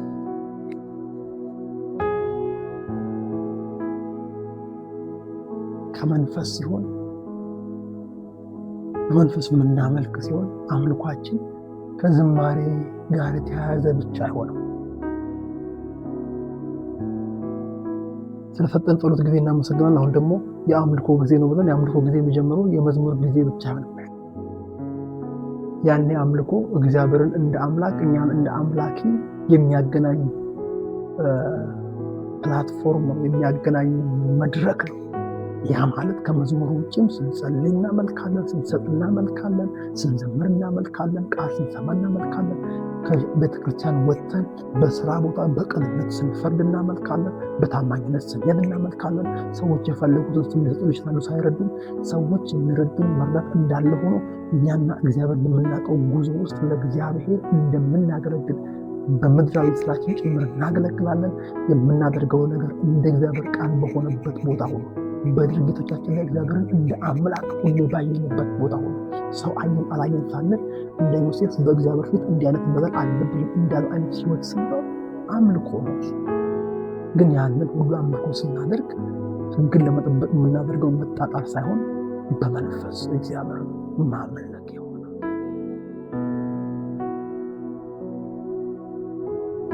ያኔ እግዚአብሔር ባለንበት ቦታ በመንፈሱ እንዳለ ስለምንረዳ መንፈሳችን ለመንፈሱ ሁሉ ጊዜ ምላሽ የሚሰጥ ይሆናል። በእግዚአብሔር ፊት ማለት ነው። ልክ አብርሃምን በፊት ተመላለሰ።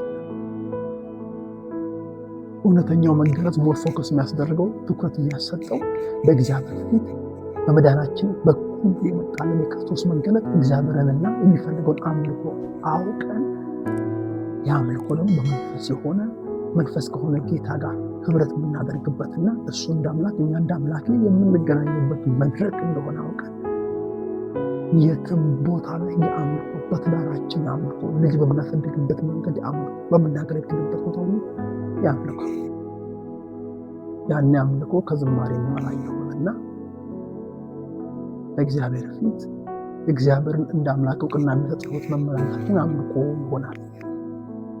አሁን ሰው አየኝ አላየኝ በዚህ መንገድ ባልፍ ተቀባይነት አገኛለሁ አላገኝም ከሚለው ወጣና ተቀባይነት ለማግኘት የምናደርገው ጥረት ቀርቶ ተቀባይነት ስላገኘን በእግዚአብሔር ፊት በደስታ እያመለክን የምንኖርበት መንገድ መሆን አለበት። ተቀባይነት ካላገኘን ሲጀመር መዳን የሚለው ኮንሰፕት ራሱ ለዚህ እውነት አሻራ የሚያደርግ ወደት አሳልፈው በፊት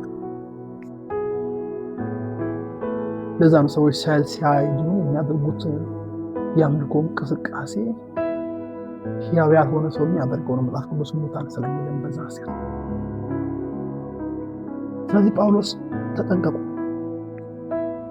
አንደኛ እኛ መገረዛችን በመንፈስ እግዚአብሔርን በማምለካችን ነው።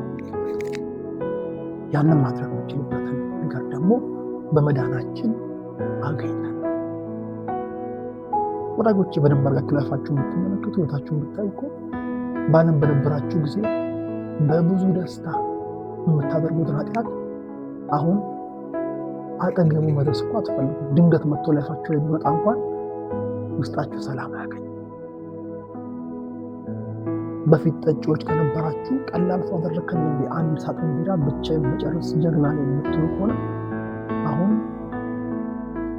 ሶፍት አልኮል የሌለው ምንድነው ማልታ ምናምን አልኮል የሌለው መጠጥ ስጠጡ እንኳን ሰዎች አልኮል እየጠጣችሁ እንዳሉ እንዳያስቡ ውስጣችሁ ይፈራል። መጠጥ ብትፈጽሟችሁ አትገኙ። ይብለሳ ስለመጠጣት አድርጋችሁ ብትገኙ ቶሎ ብላችሁ ለመመለስ ውስጣችሁ ልክ እንዳምናችሁ ይነግራችኋል። ምክንያቱም ኦልሬዲ እግዚአብሔር ቦታችሁ ላይ ካስቀመጠው የህይወት ዓላማ ውጪ ስትኖሩ የተፈጠራችሁለት ህይወት እንደዛ አይነት ነገርን ደስ የሚሰኝ አይደለም። ኃጢአትን በደስታ ልታደርጉ የምትችሉበትን ህይወት እግዚአብሔር አፈራርሶት ድንገት ብትገኙበት ሰላም እንዳታገኙ አድርጎ በክርስቶስ ህይወት ሰጥቷቸዋል።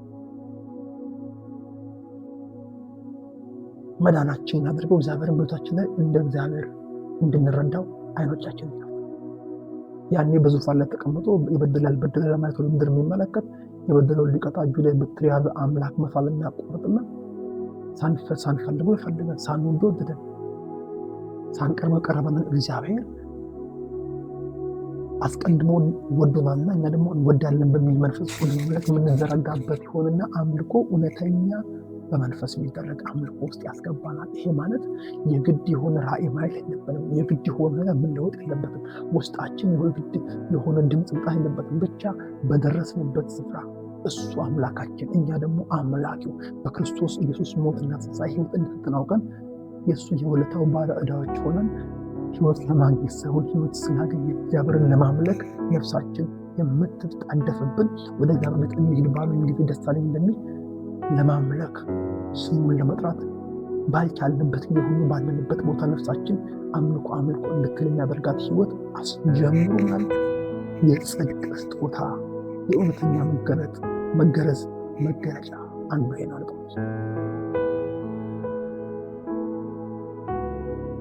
ስለዚህ በመንፈስ እግዚአብሔርን ማምለክ ዓይንን ከመጨፈን በላይ ነው። እስቲ ሁላችንም በመንፈስ ሆነን ስንባል ሰው ይጨፍናል፣ ጥሩ ሀሳብ ይሰበስባል።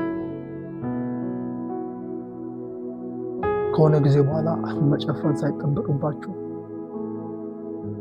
እንደ ገላትያ ሰዎች ክርስቶስ ኢየሱስ በመስቀል ላይ ተስሎ ፊት ለፊት እየታያችሁ ሰዎች ሲናገሩ በተናገሩት ቃል አልፋችሁ ሰማይ የገባችሁ 2000 ዓመት ወደ ኋላ ተመልሳችሁ ስለእናንተ በቀራንዮ መስቀል ላይ የፈሰሰውን ያ ቅዱስ ደም የተቆረሰውን ያ ክቡር ስጋ እያያችሁ ያ ደግሞ የተከፈለበት ምክንያት ደካማው አንቺ እንደሆንሽ እያሰብሽ ደካማ እኔ እንደሆንኩ ያስብ የማይገባኝን ነገር ሳልጠይቀው መጥቶ ለኔ ያደረገ ከሞት ወደ ሕይወት ያሻገረኝ እውነተኛ ወዳጄን እያሰብኩ ማምለክ አለብኝ ወደ መንፈስ መሪ ያስገባል። በመንፈስ ይሆናል። ጉዳዩ ከሰውኛ መለኪያ በላይ ሆኖ አምላካችንን ሁሉ ጊዜ በፊታችን እንሆን አድርጎ የሚስል ሕይወት ነው። ከዛ ወረድ ሲሉ ነው በመንፈስ ነው የተቀበላችሁት ወይስ በመታዘዝ አላችሁ? ጳውሎስ ገላትያችን ማን ነው አዚም ያደረገባችኋል? እውነተኛው መገረዝ ከእግዚአብሔር ጋር ለኪዳን መገለጫዎች አንዱ እግዚአብሔር በመንፈስ ማምለክ ነው። ያንን ማድረግ የምንችልበት በር ደግሞ የተከፈተው በመዳናችን መዳን ካህር ስለሆነ ለምናውቀው እንፈልጋለን። የምናውቀው ደግሞ አምላክነቱን ብቻ አይደለም፣ የሚፈልገውን የአምልኮት አይነት እናውቃለን። የፈልገው በእውነትና በመንፈስ ነው። ምክንያቱም እሱ መንፈስ ስለሆነ ያ በር የተከፈተው በመዳናችን ነው፣ በመገረዛችን ነው፣ ከእግዚአብሔር ጋር ኪዳን በማድረጋችን ነው። አንዱ መገለጫ ይሄ ነው ማለት ነው። ከዚህ ውጭ ካስተማሯችሁ ተጠቅሟል። ሁለተኛው መገለጫ በክርስቶስ ኢየሱስ የምንመካ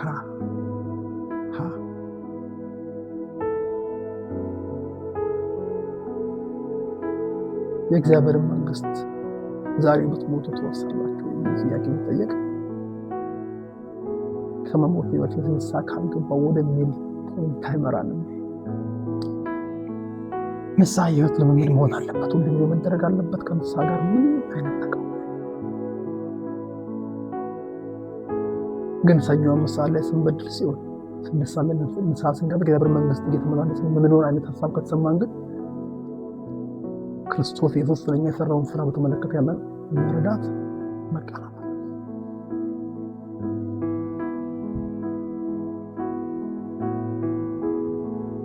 ወዳጆቼ በእግዚአብሔር ፊት በብዙ ፍርሃት ነው የምናገር። ጌታ ኢየሱስ ክርስቶስ ልንመካበት የተገባ የጽድቅ ህይወት ለመኖር እውነተኛ ነዳጃችን፣ እውነተኛ አቅማችን በእግዚአብሔር ልጅ በክርስቶስ ኢየሱስ ላይ ያለን ትምክህት። ሁሉም አማኝ እኮ ወዳጆቼ አጋንንትን እንዲያስወጣ የእግዚአብሔር ፍቃድ እንደውም የአማኞች ምልክት ነው። አሁን ቴሌቪዥን ያላቸው አገልጋዮች መገለጫ የሆነ መሰለን እንጂ የሚያምኑትን ምልክቶች ይከተላሉ። አንዱ በስሜ አጋንንት ያወጣሉ። በስሜ ማለት በእኔ ላይ ባላቸው ትምክህት ማለት ነው። ስሙን ስጠራ ይህን ስም መቋቋማችን ወይም ደግሞ የዚህ ስም ባለቤት ራሱ መጥቶ ሲያዘው የሚመልሰውን ምላሽ በስሙ ሳዘው ይመልሳል ብለን የምንመካበት ጥምቀት። ግን እኛ አጋንንት ያለበት ስናይ አንደኛ ውስጣችን ይፈራል፣ ሁለተኛ ደግሞ ትላንት የደከምነውን ድካም ጠዋት ያልጸለይነውን ጸሎት ብናስበው እንጂ ከጸሎታችን በላይ የሆነ በድካማችን ጊዜ ብርታት የሆነን ወደኛ የመጣ ዛሬ በእምነት ስንጠራ የሚሰራ የኢየሱስ ስም ጠርተን ስለማንገስጽ ነው። አጋንንት የማይታመው የማይገለጥ እንደማናችሁ እንዳላቸው ጳውሎስን አቋል ኢየሱስን አቋል የሐዋርያነት ጉዳይ አለ። ጥበብና ጊንትን ዘንድ በጠላት ኃይል ላይ ተንጣጣዎቻቸውን ያሉ የኢየሱስ ክርስቶስ ጉዳይ ነው። አጋንንትን ለማውጣት ብቻ አይደለም። በአጋንንት ላይ ስልጣን ካለ አጋንንት በራሱ መንገድ ሊመራ አቅም ያጣል። ያን የሱ አቅም ኃይል መሆኑ ቀርና ዲሰፕሽን፣ ይሄ ማታለል ይሆናል። ለዛ ነው ጳውሎስ የዲያብሎስን ሽንገላ አንስተው ያለው። እሱ እንዳሰበው እኛ እንመላለስ፣ እኛ እንዳሰብነው እናደርገዋለን።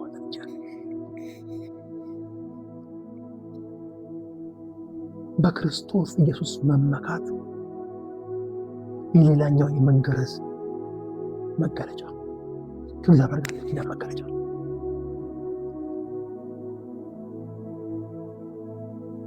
እኔ ሞቻለሁ አለ ጳውሎስ።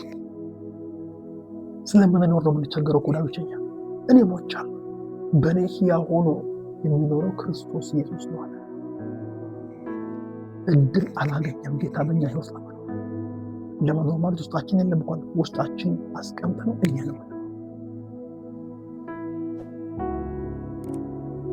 የህይወታችን መሪ እኛን በእጃችን ያዘ። ጌታን በተሳፋሪ ወንበር ላይ ተሳፈረ። እውነተኛው መገረዝ በእግዚአብሔር የጽድቅ ስጦታ ያገኘነው ህይወት በክርስቶስ ኢየሱስ የሚያስመካ ከጳውሎስ የተሻለ እንደሆነ አድርገን ራሳችንን ማሰብ ትባል። የእኛና የጳውሎስ የተገዛንበት ዋጋ እኩል የክርስቶስ ደም ቢሆንም በዛ በክርስቶስ ደም አልፎ የረገጠው ከፍታ የተረዳው መረዳት እግዚአብሔር ደግሞ እኛ ጋር እንዲደርስ ለትምህርታችን መንፈስ ቅዱስ መርቶ ተጻፈልን። እውነት ያለ ሰው ጳውሎስ እኛ ብሎ መገለጫችን በመንፈስ እግዚአብሔር ማምለክ ነው አንደኛ። ሁለተኛ በክርስቶስ ኢየሱስ መመካት ነው።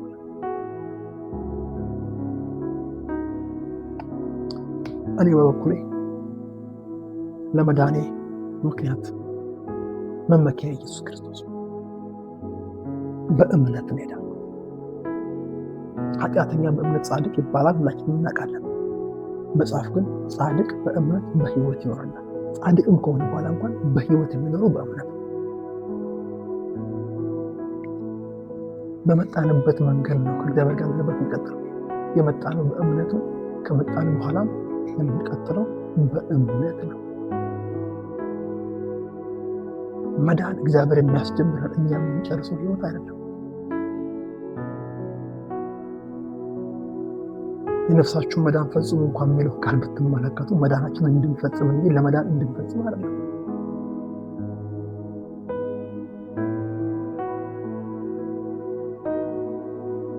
እዛ እኮ ነው ገላትያ ምዕራፍ 2 ላይ ጳውሎስ ምን አለ? ከቁጥር 18 ጀምሮ ያፈረስኩትን እንደገና የማንጽ ከሆንኩኝ አለ ራሴ ሕግ ተላላፊ ቢሆንኩ አስረዳለሁ።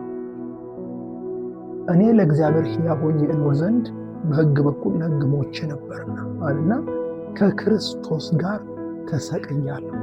እኔም አሁን ሕያው ሆኜ አልኖርም፣ ክርስቶስ ግን በእኔ ይኖራል። አሁን በስጋ የምኖርበት ኑሮ በወደደኝና ስለኔ ራሱን በሰጠው በእግዚአብሔር ልጅ ላይ ባለ እምነት የምኖረው ነው። በእምነት ነው አሁን እንኳን የምኖረው። የእግዚአብሔርን ጸጋ አልጥልም ማለት ነው። ጽድቅስ በሕግ በኩል ከሆነ እንኪያስ ክርስቶስ በከንቱ ሞተ። የሚያስችለውን የእግዚአብሔር አቅም ቁጭ አድርገን ለመቻል የምንጥር ከሆነ አንችልም።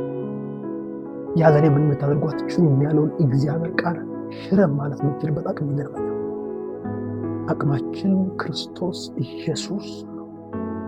ስለዚህ ጳውሎስ እኛ እውነተኛ የተገረዝን ሰዎች መገለጫችን እግዚአብሔርን በመንፈስ የምናመልክ ሲደመር ደግሞ በክርስቶስ ኢየሱስ የምንመካ ነው። ኧረ ትምክህታችን ክርስቶስ ይሁን በኢየሱስ ነው። ሁለተኛው ይሆናል። ሶስተኛ የዚህን ተቃራኒ ነው ይጠቅሳል። በስጋ የማንታመን በስጋ የማንታመን በክርስቶስ ከተመኩ በኋላ በስጋ መታመን እርስ በርሱ ካገቡ በኋላ ላጤ ሆኖ እንደመኖር አይነት ይሆናል። በስጋ የማንታመን የሚመስለንን እንቶ የእግዚአብሔር ቃል ገዣችን ሆንና ለአእምሯችን እንኳን ባይመች ቃሉ ስለሚናገር በዛ ነት ለማለት ነው። ስንሞክር ደግሞ የእግዚአብሔርን ጸጋ ታምነን የምንሄድ ከሆነ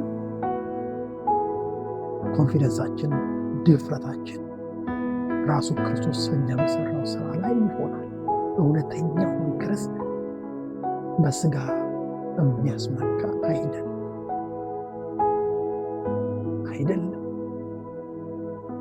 በፍጹም አይደለም።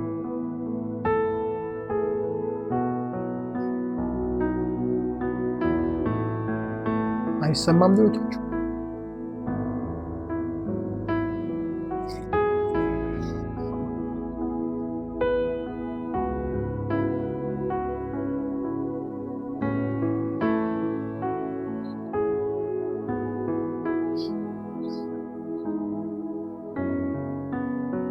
አሁን ሳይሰማ እሺ። ስለዚህ ሶስተኛ ላይ በስጋ የማንታመን ይላል። በስጋ የማንታመን በራሳችን ብቃት የማንታመን ብቃታችን ብቁ ከሆነው ከእግዚአብሔር በሚመጣልን ጸጋ ነው የምንታመነው። ያ ማለት ሰነፎች ነን ማለት አይደለም። ያ ማለት ምንም ነገር ለማድረግ አንነሳም ማለት አይደለም። ለእግዚአብሔር የተቻለንን ለመኖር እንነሳለን። ስንነሳ ግን የምንጀምረው በክርስቶስ ኢየሱስ ካለን ትምክህት እንጂ በእኛ ካለ ትምክህት አይደለም። ብዙ ሰዎች እግዚአብሔር አምላክ በሕይወታቸው ላይ ይቅርታ ካደረገላቸው በኋላ ለራሳቸው ይቅርታ ማድረግ ስለማይችሉ በኩነኔ ይመላለሳል። ሮሜ ምዕራፍ 8 ላይ ደግሞ አሁን ይላል፣ አሁን በክርስቶስ ላሉ አሁን ኩነኔ የለባቸው። ምክንያቱም ሲናገር በክርስቶስ ኢየሱስ ያሉ የሕይወት መንፈስ ሕግ ከሞትና ከኃጢአት ሕግ አርነት አውጥቶኛልና ይላል ጳውሎስ። ወዳጆቼ በክርስቶስ ኢየሱስ ካለን ትምክህት ተነስተን ለእግዚአብሔር ለመኖር ስንነሳ ትምክህታችን ከስጋ በላይ የሆነ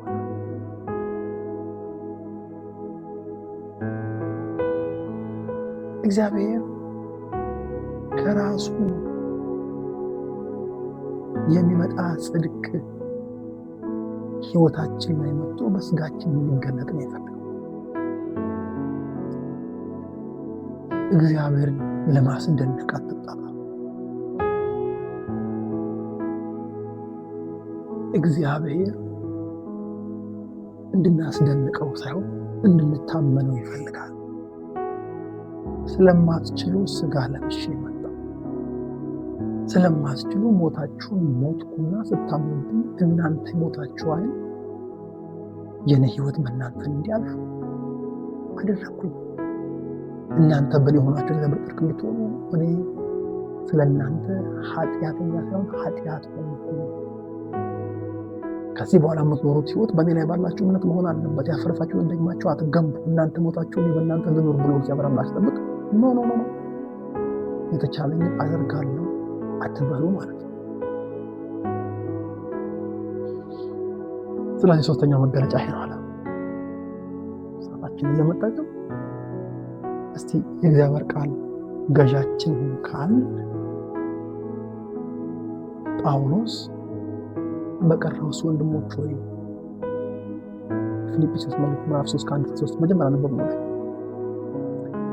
በቀረውስ ወንድሞች ሆይ በጌታ ደስ ይበላችሁ። ወዳጆቼ በጌታ ደስ ይበላችሁ። ስለ አንድ ነገር መልሼ ብጽፍ ለኔ አይታክተኝም። ለእናንተ ግን ደህና ችግር የለውም። ምንም ለምሳሌ ይችላል። ከውሾች ተጠበቁ፣ ከክፉዎችም ሰራተኞች ተጠበቁ፣ ከሐሰተኞች መገረዝም ተጠበቁ። እኛ የተገረዝን እኛ ከእግዚአብሔር ጋር ኪዳን ያለን ማለት በመንፈስ የምናመልክ በክርስቶስ የምንመካ በስጋ የማንታመን እንዲህ ከሆነ የተገረዝን እኛ ነን። እግዚአብሔር መገረዝ የሚለው መንገድ የተገረዝን እኛ ነን። ከእግዚአብሔር ጋር በሚፈልገው መንገድ ከተደረግን እኛ ነን። የሚያስመካ ነገር ይዛችሁ የምትመኩ ሰዎች መመካት ቢያስፈልግ ከእናንተ በላይ እኔ ጋር አለ ጳውሎስ። ነገር ግን ረብ የነበረውን ነገር ሁሉ ስለ ክርስቶስ እንደ ጉድፍ ቆጥሬዋለሁ። ይህም ማድረግበት ምክንያት በክርስቶስ በሆነ ያለው ጽድቅ ማለትም በእምነት ከእግዚአብሔር ዘንድ ያለው ጽድቅ እንጂ ከሕግ ለእኔ የሚሆንልኝ ጽድቅ እንዳላገኝ የእግዚአብሔር ጽድቅ እንዳገኝ ነው አለ። በእርሱ ዘንድ እገኝ ዘንድ ሁሉም እንደ ጉድፍ ቆጥሬዋለሁ። የእግዚአብሔር ቃል እውነት ከሆነ የእግዚአብሔርን የጽድቅ ስጦታ በሕይወታችን ላይ ቃሉ በሚልክ አክብረን እንደ ስጦታ ተቀብለን መልሰን በእሱና በሰዎች ፊት የሚታይ ፍሬ ልናፈራበት እግዚአብሔር ይፈልጋል። እግዚአብሔር ከኛ ሕይወት ንጽሕና፣ ጽድቅ፣ ቅድስና ይፈልጋል። እሱ ነገር ሲፈልግ የሚያስፈልገውን ዘር በስጦታ ሰጥቶ ሰርተን ጻድቅ ለመሆን ሳይሆን ጻድቅ ስለሆን እንድንሰራ ይፈልጋል። ሰርተን ቅዱስ ለመባል ሳይሆን በሱ ቅዱስ ሲሆን የቅድስናን ሕይወት እንድንመላለስ ይፈልጋል። የቅድስናና የጽድቅ የራሱ የሆነ ሰፋ ሀሳብ ቢኖረውም ሁለቱም በክርስቶስ ከሆነው ሕይወት ተነስተን መኖር ስንጀምር መመኪያችን ራሱ ክርስቶስ ኢየሱስ ሲሆንና በሱ በመመካት ውስጥ ያለው የእግዚአብሔር ጸጋ ቤታችን አልፎ ውስጣችን ያስገባውን መሻት ወደ ማድረግ ሲቀይር፣ ምክንያቱም መሻትንም ማድረግንም በሰዎች ማድረግ እሱ ስለሆነ ወደዛ ሲቀይር በሕይወታችን ላይ ታግለን ልናመጣ የማንችለውን ነገር አምነን እናመጣዋለን። ይሄ የስንፍና ትምህርት ሳይሆን የእግዚአብሔር ቃል የሚናገረው ለየትኛውም በቃሉ መሰረት እንደተራመደው ነገር ጸጋን ለመስጠት ቃል የገባ እግዚአብሔር በምንኖርበት ዘመን ሁሉ በጨለማው ላይ ብርሃን ሆነን ጣም ባጣው ዓለም ላይ ጨው ሆነን እንድንመላለስ የሚያደርግ የእግዚአብሔር እውነት ነው። ወዳጆቼ መጠበቅ ከሚገባን መጠበቅ አለብን። የሆነ ግሩፕን እየተቹ አይደለም። እኔ ውስጥ ራሱ እንደዛ አይነት ትምህርት የሚያስተምረኝ ሊኖር ይችላል። እኔ ውስጥ ራሱ ደስ የሚለኝ የሆነ ነገር ሳላደርግ ስቀር የጠፋው ቢመስለኝ ከሆነ በእግዚአብሔር ቃል መቃረብ መቻል፣ ከዛ ሀሳብ መጠበቅ መቻል አለ። በሕይወታችሁ ላይ ለእግዚአብሔር ኑሩነት፣ በጽድቅ ኑሩነት፣ በቅድስና ኑሩነት፣ በታማኝነት ኑሩነት።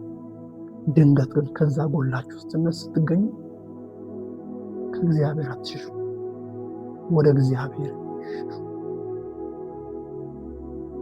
ያንን ነገር አስተካክዬ ወደ እግዚአብሔር እመለሳለሁ አትበሉ። ያለ እሱ ማስተካከል አትችሉ። እንደዛች ሴት በምንዝርነት ያዘችው ከክርስቶስ እግር ስር ይውደቁ። እንደ ያዟት ሰዎች ከሳችሁ ከአጠገቧት። ወዳጆቼ ድካማችንን እግዚአብሔር ያውቃል። ስለሚያውቅ ነው ብርታት የሚሆን እውነት በክርስቶስ ኢየሱስ በመመካት ውስጥ በሕይወታችን ሊለቅ ይፈልጋል። እግዚአብሔር የማይከፈትልንን ምንጭ ደፍነን ወይም ደግሞ ችላ ብለን በራሳችን ምንጭ ለመቆፈር አለ። የእግዚአብሔር የጽድቅ ስጦታ በክርስቶስ ኢየሱስ ተሰጥቶናል። እንደተሰጠው ሰው በእምነት ተቀብለናል። እንደተቀበለ ሰው በሕይወት ለመኖር በክርስቶስ ኢየሱስ እንመካለን። ያኔ የምንቀናለትን ያንን ንጹሕ ሕይወት ከእግዚአብሔር ጸጋ የተነሳ በክርስቶስ ላይ ባለን እምነት በመንፈስ እግዚአብሔርን እያመለክንና በስጋ ሳንታመን ሰዎች በእርግጥም ከዚህ ሰው ጋር እግዚአብሔር አለ ብሎ እስኪያስቡ ድረስ በምንኖርበት ኮሚኒቲ መካከል ህብረተሰብ መካከል እንደ ጫና ሳይሆን እንደ ሕይወት ዘይቤ እንመላለሰዋለን። ሕጉ እንዲህ ስለሚል እንዲያደርግ ከሚል በላይ ነውና የሕይወታችን ዘይቤ ይሆናል። ክርስትና ደግሞ ዳግም መወለድ ስለሆነ መወለድ ማለት እድገት የሚከተለው ስለሆነ የደረስንበት ስፍራ ላይ ኮምፈርተብል ማለት በደረስንበት ስንመላለስ አይቆርቆር ወደሚቀጥለው ለማደግ ግን ሕይወታችን እንዲዘረጋ በእግዚአብሔር ፊት ከእግዚአብሔር ጋር እንታመን። ስለዚህ እኛ ወላጆች እኛ ቁጥር 3ን በደንብ አድርጌ ልትቀምላችሁ። እኛ በመንፈስ እግዚአብሔርን የምናመልክ በክርስቶስ ኢየሱስ እንድንመካ በስጋ ማንታመን እኛ የተገረዝን እንጸልይ።